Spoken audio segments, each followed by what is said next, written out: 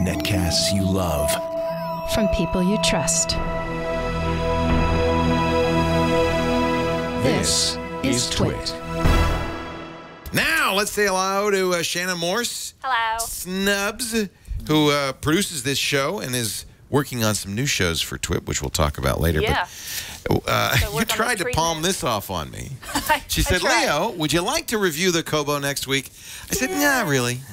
The Kobo is kind of a left field tablet. You've got the Kindle. Yeah. You've got the Nook from Barnes & Noble. Those are two big booksellers. Yeah.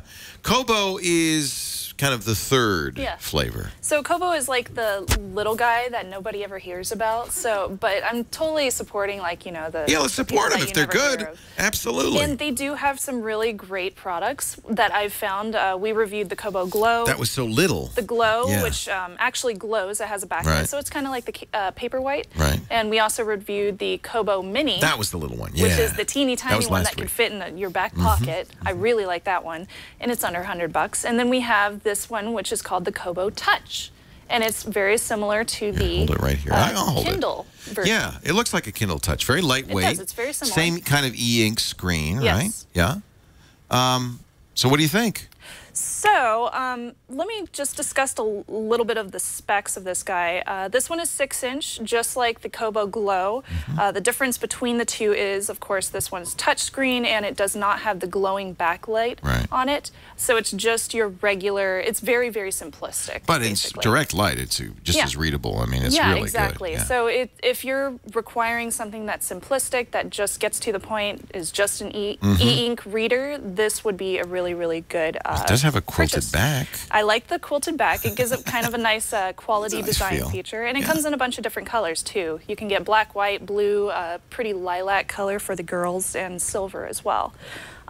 It's a little bit pricey. It's $130. I would aim closer to $100 for this version of a e-reader. And it also does tap and swipe gestures whenever you're reading your book. So if you're more of a swiper like I am, then you don't have to worry about that. I could swipe through the pages. Oh, that's cool. And then this little button has a physical home button, which is kind of nice. That is nice. You don't see that very often. That's good. So if you go back there, you can see there's a settings button up here. There's not a whole lot to it. You can also get to the bookstore and the reading guide. It was kind of interesting with this, the fact that on the home screen they have a couple of your books, and then at the top is this huge link for the bookstore. They're like really saying, hey, you want to buy more books, go to our Kobo store, buy more things. So it kind of stands out. The internal storage on this is about 2 gigs, so it's going to fit you several hundred books. Yeah. And then 32 gig micro SD card can also be added onto the bottom of it. It has a little micro SD slot right there. Yeah, so you can fit several thousand books if you include a micro SD card. The battery life is great on this. I love it. It didn't take any time to charge, maybe a couple hours, and then it lasts you for a good month. So no problems with that. It's very normal with the e-ink books that you can find on the market. And it does wireless syncing with Kobo as well. So you can download software and just sync up to the cloud for all your books. Do I have to buy books from Kobo, the Kobo store? It will take all sorts of different file formats. You can do images on here, like JPEG and whatnot. You can also do PDFs, MOBI, and EPUB as well. So any kind of those kind of books you can put onto a micro SD card and read on that. And it's Wi-Fi only? Wi-Fi only, yes. There's no extra I see all the ports. Wi-Fi and of course, it does have a charging port on the bottom, so you can plug it in. Here, let me enter in our password here. Don't show that. So the box doesn't include very much when you open it up. It just has the Kobo itself, a quick start guide, and the charger, of course. And I like the fact that they do include compatibility for comic books on here as well.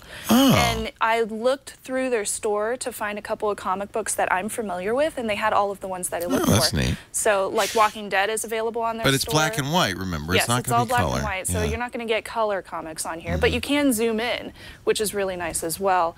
That's not something that you Is it a pinch zoom, or is there a tap? You can tap in the center, and then you get all these options down at the bottom. I see. And you can change the text quality, how big it is. You can also change the actual fonts if you want to, which is interesting, as well as different things like spacing, line spacing, and the margins. So you have a lot of customization options just in case, you know, you can't see as well or you're a little bit older and you need larger fonts. So when it you was use nice that they open included dyslexic, that. apparently Open for dyslexic. folks who are dyslexic. See, that seems harder to read, but that does. Maybe for a it's easy dyslexic, for maybe it dyslexic. is. Yeah. So all in all, it's really, really nice. I would say the pricing should go down just a little bit on this this product. My pros for this are the design. I really like the design. I like the back, the quilted back. I think that's very nice. It's pretty responsive. There were a couple of times when I found it to be a little slower. I had to tap twice on the menu to get it to come up.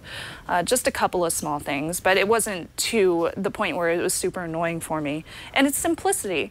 I like a simple ebook reader. That's what I want. I don't want to read books on my iPad. I don't want to read them on my phone. I want to read them on an ebook reader because I like e-ink. I don't like backlit screens. No, not for books. Drives me crazy. It gives me a headache. And then the cons are the price. I think that should come down a little bit. So 129, you said? Yeah, 129. Yeah. So I would give it a try. I would definitely try it out, see if you like their library. Everything that I searched for, I could find in their library, so it's definitely growing. Of course, it's not as big as Amazon's market right now, but it's a possibility, so it might be the one for you. This is the Kobo Touch. Yeah. It's pretty much the equivalent of the Amazon Kindle Touch. Pretty much, yeah. With a different bookstore attached, basically. That's the difference, yeah. Thank you. Shannon Morse. Thank you. Snubs. We appreciate it.